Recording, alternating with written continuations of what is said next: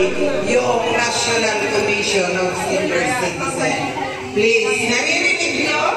Yung mga hindi pa nag-online, please, mag-online kayo. Pagdating ng oras, baka ako ang sisihin nyo. Hindi kasali yung pangalan ninyo. Adelfa Baldovino, si Miss Irene. Sige po. Habang kumakain. Salamat, Wes, Ma'am Isabel, Ma'am Ofelia, ate. Salamat po sa mga officers na nandito po ngayon. Andito po kami, maraming po salamat sa pagtanggap na makapag-present kami ng aming produkto sa inyong harapan. Although kahit po kumakain po kayo, okay lang po. Tuloy-tuloy nyo lang po yung pagkaw ng benepisyo na pwedeng makuha ng mga senior citizens sa lahat. Gaya po ni Ma'am Irene, ako po si Mark Ong Reñoso. Dati rin pong profesor, nagturo po ako ng college sa aming university. So sa mga may nagawin yung negosyo. May mga hawak akong organization na ito ay naging income generating nila at kumita ng libo po.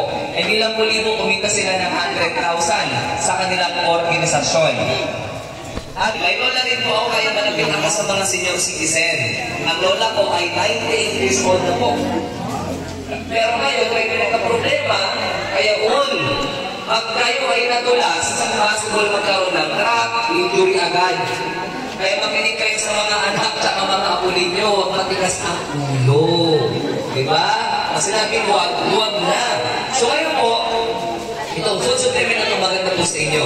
Yung mix at may kape rin po tayo.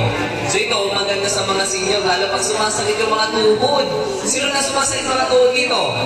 Yun! Sino ang mataas ang noon? Pababaan. Kayong pataasan na. Diba? Sino ang mataas ang uric acid? Naku! Sino ang mataas ang sugar? Ayun! Sino ang may problema? Sa mata, medyo malabo na ang paningin. Ayun! Ito po ang solusyon yan. Iniinom din mo ng lola ko to. Sabi niya, pag hindi siya nakakainom ito, mahina siya.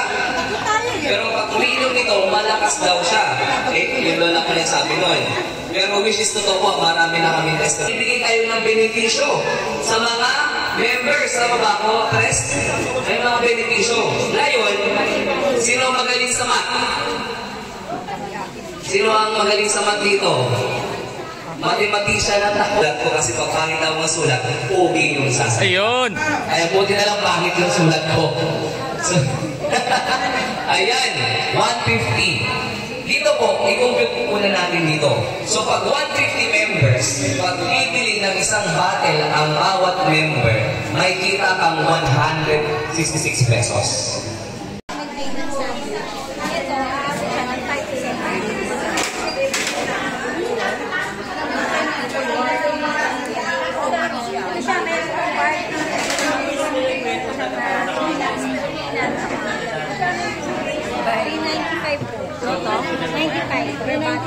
Pero, 5 to 7 days na yun. Kasi ano mas mahal? every morning, ganun po yung iniinom. Bakit po nag-uwi ka hanggang dito? Yes po. Sa hindi po kayo nag-inom na dito. Kasi ang pag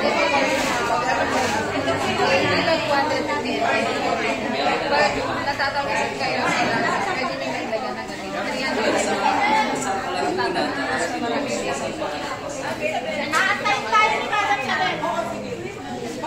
Apat po yung laman niya. Ito po